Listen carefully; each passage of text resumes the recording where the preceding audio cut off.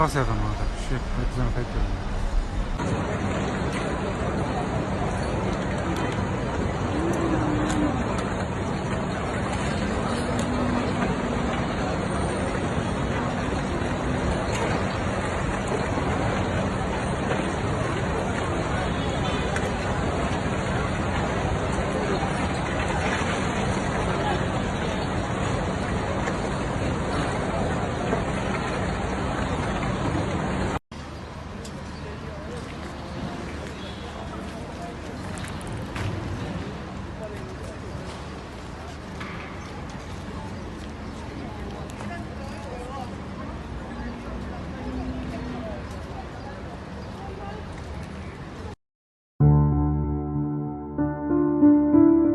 A massive fire had broken out in a high-rise building called Abco in Sharjah's An-Nahda area on Tuesday night.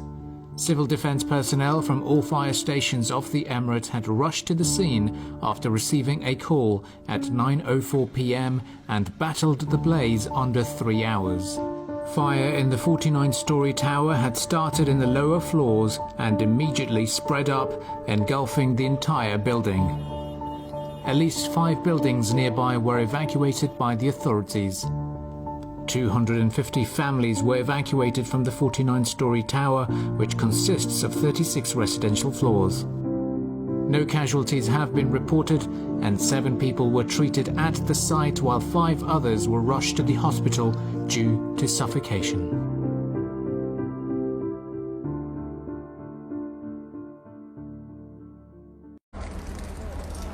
This is Khaleej Times morning chat that tries and brings you up to speed with whatever happened overnight and early this morning, and what has been the biggest talking point. Of course, we couldn't make it onto the top of our page 1 yesterday, but it did find a little mention at the bottom because this raging fire happened just last night. It went out finally just past midnight, but this of course got everyone's attention, not just on social media but here in this area, busy area. We are back just morning after. 12 hours ago this whole tower, 49-story building, Abco Tower, was up in flames, and now what you see is a trail of destruction.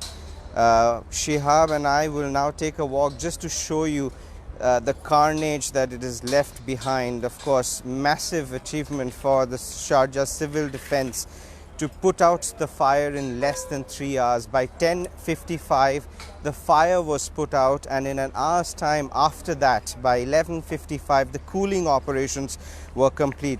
This is the building, old building that was that opened in 2006.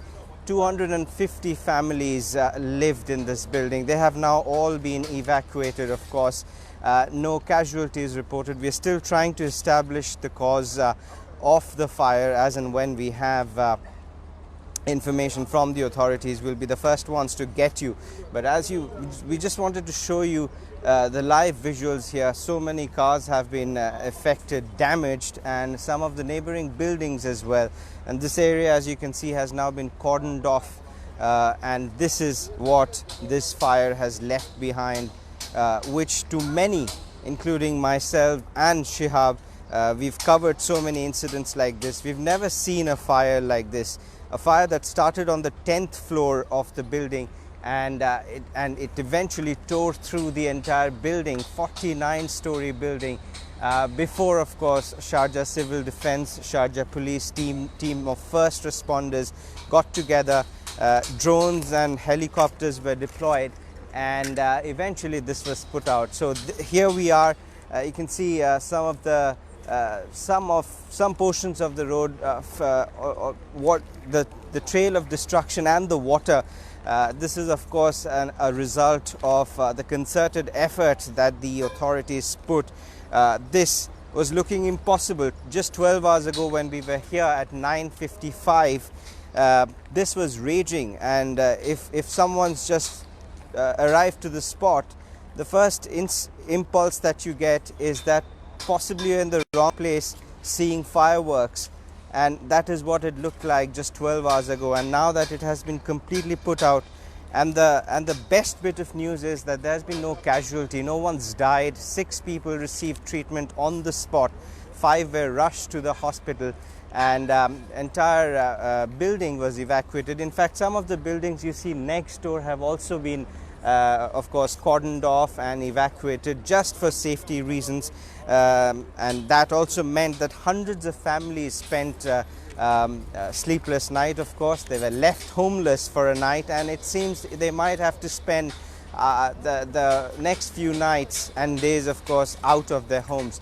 But this is, of course, all to ensure safety of the families who lived around this area. This is just to give you a sense of what it is like. If you see, these are the debris that's filled up this part of the area. Some of the cars badly damaged, gutted, completely gutted, and of course all this cleaning up will take a few days time, but the best bit of news is that the fire has now gone out completely. It was in fact put out by 10:55 last night, and cooling operations were complete just past midnight, under 3 hours, when the fire first broke just after Tarawih prayers yesterday on the 12th day of Ramadan, according to some residents. We've tried to put together some anecdotes as well.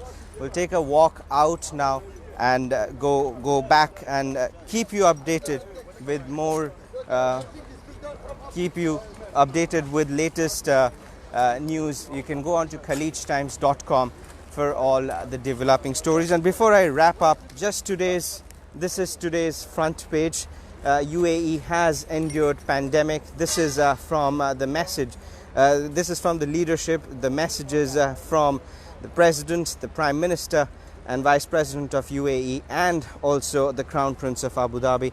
And what has made also to the top of our front pages, COVID tests now a must for repatriation. You can read about that in details as well in today's newspaper.